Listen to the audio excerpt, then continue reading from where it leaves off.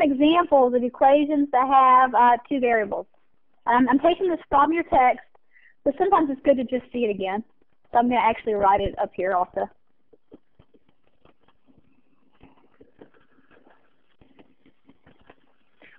So examples of equations with two variables, also known as two letters, x and y. Here's one. Y is equal to 2 times x minus 3.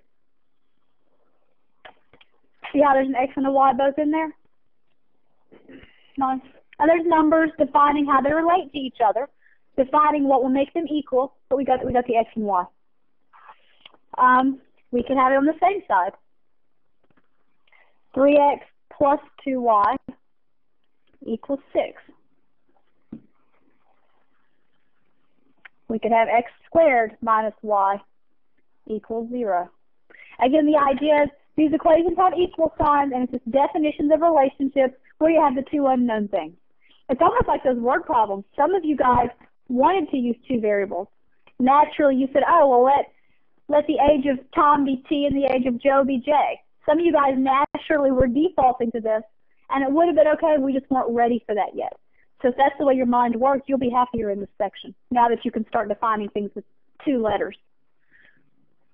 Remember how sometimes it was hard because I would say now we have to go back and make everything have an X in it when we're defining word problems? Now we're reaching a level where if you didn't like doing that, you're welcome to use all the letters you want. It can make it easier. Okay.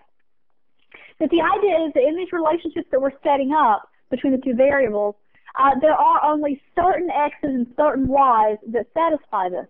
Only certain ones are going to make this thing true. I mean, you've seen this before. You know, I'm going to say recall, because you've played with equations that are more simple, but that play the same way.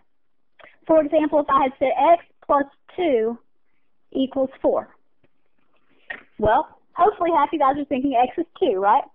That's what has to satisfy it. X equals 2 is a solution.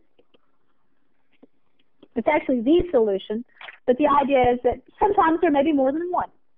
When you have that greater than, remember the inequalities, you would have whole shaded regions that represented lots of solutions. But when you're looking at this, if I had asked you, if I had said, hey guys, what makes x equals 2 a solution? How can you test that for me? How would you prove it? Or test it? You do what?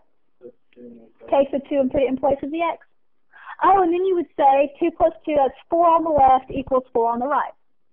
Okay. So that's legit. The same idea holds with this new stuff. If I asked you, is negative 3, 7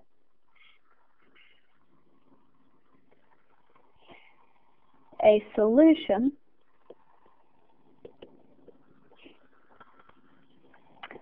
of y equals negative 2 plus 1. How would I test it to see what the solution was?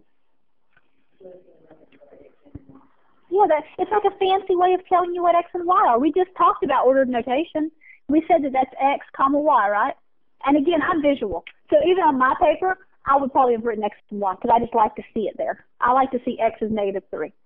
But if you sub it in, let's see. That means that y gets replaced with 7 equals negative 2. In place of x, I'm going to have negative 3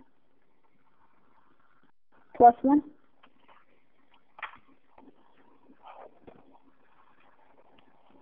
What's negative 2 times negative 3? Oh, yeah, so order of operations is still significant, isn't it? 6 plus 1 is equal to 7. Is this a true or a false statement? Okay. We met the definition requirement. The way we defined the relationship between x and y, it was happy with these two numbers. So we're good to go. What if it were not a solution? What would happen when I plugged in the x and y? Yeah, you'd get like 2 equals 4. You get something that was false, right? A relationship that wasn't true. Sometimes they may give you fractions. fractions and things where you have to simplify. They can make it painful to substitute in, but the idea won't change. It will always be put in the x and y and test it.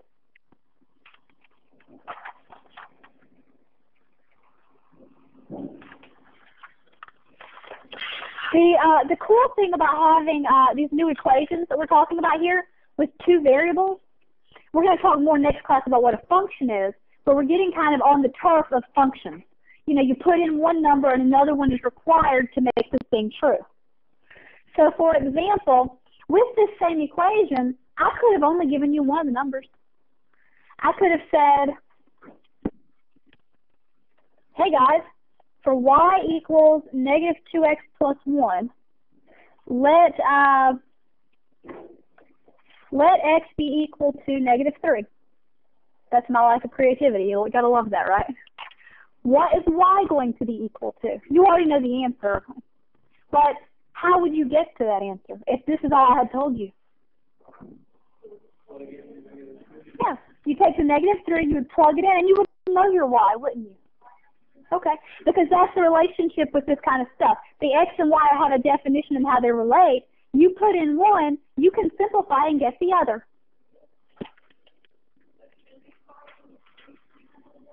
So with this, you would have said y equals negative 2. I'm going to substitute that negative 3 in for x plus 1.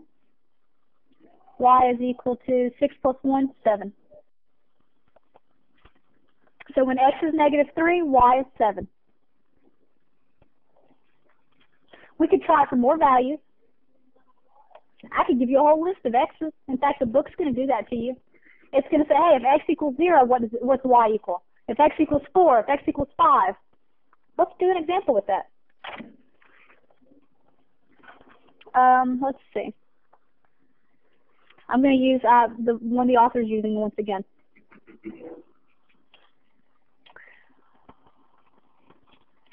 So I'm going to actually I'm going to change it mildly. It was very similar to the one in the book.